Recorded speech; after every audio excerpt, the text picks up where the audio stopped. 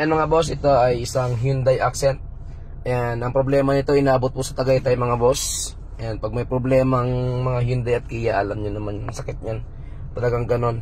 Ang kailangan pagawa kaagad. Pero ito naman ay hindi naman ganun kalala. Nagka-problema lang sa kuryente. Ayan, in-observe ko naka-aircon, naka-drive at saka naka-open yung headlight dito sa Almar. Tuloy-tuloy po yung gawain natin. Ayan, ang natakbo nito ay 55,751. Kung mapapansin nyo, napaka-iksi pa ng tinakbo. Ayan, normal naman yung RPM nya. Naka-headlight tayo. Ayan, tapos naka-drive. Ayan, naka-aircon din po. Ayan, drive test po natin mga boss. Ito yung naabot sa Tagaytay. Dapat siservisan ko po ito sa Tagaytay. Ngayon, kinaumagaan pag ano lang medyo nag-normal.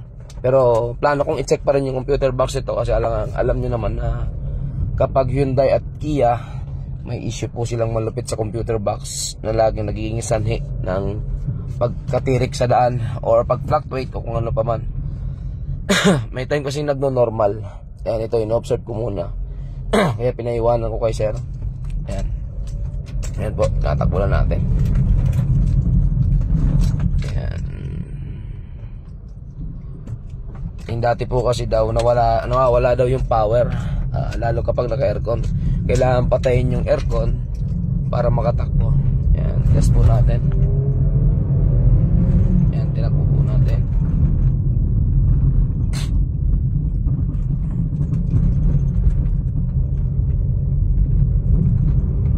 Ayun. Ayos naman na. Pero i-observe ko pa rin to sir. Mas maganda check ko na rin yung box bukas para wala tayong ibang iniisip. Ayan. Pero medyo okay na para sa akin. Kaya lang syempre, sabi mo nga, nagbabakasyon kayo kung saan. Kagaya nun, bakasyon yung 1 day sa Tagaytay, naging 3 days. Dahil nga nagka-problema tong sasakyan. Hyundai at Kia to, talagang 5 to 10 years ay nasisira po talaga or nagkakaroon ng problema sa computer box yung mga ganitong unit. Kaya ayan, swerte yan lang kapag hindi pa. Swerte nyo. Ayan, kaya ayan, payo ko sa inyo, pag may mga problema kayo, tawag kayo, konsulta, para hindi kayo magaya dun sa Honda City na pinipresyo ang transmission, ang sira ay hindi naman pala doon.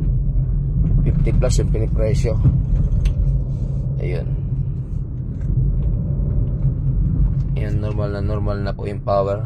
Pero observe ko pa rin sir ha. Ayan, mura pagawaan sa Muscavide. Search lang mga boss. Waze or Google Maps, Almar Auto. Cellphone number namin 0946-882-1593. And shout out po sa mga kapwa ko auto shop, mechanic. Ingat tayo lahat mga boss. Tagsakit ngayon. And ako tinamaan ako ng pamamaos pero okay lang. Baka magpapalit tayo ng boses. And salamat po sa inyo mga tropa, kaibigan at mga followers. At kahit hindi pa natin mga customers na nagbibigay ng customer, maraming salamat po. Shout out sa inyong lahat. And salamat po sa mga nagpagawa din. Nakita lang tayo sa YouTube at sa TikTok at yung iba sa Facebook naman po at saka sa IG, Instagram. Maraming salamat po. Ayan, tuloy-tuloy po yung ating gawain. Umulan umaraw, may bubong po tayo kaya wala tayong problema. Pyesa meron din po tayo pag may problema kayo. Ayan, welcome po sa Almar Outdoor. Ayan, cellphone number namin ay 0946-882-1593 pag may mga katanungan kayo or gusto nyong malinawan na hindi na ayos na paliwanag. And welcome po sa Almar. Pwede kayong tumawag. Libre ang konsulta. Scan naman, mayroon din po tayong scanner. Murang-mura lang scan sa atin. Presyong pangmasa para hindi na po kayo mahirapan. Ayan. Maraming salamat mga boss. Thank you po. At kaya dito na lang tayo.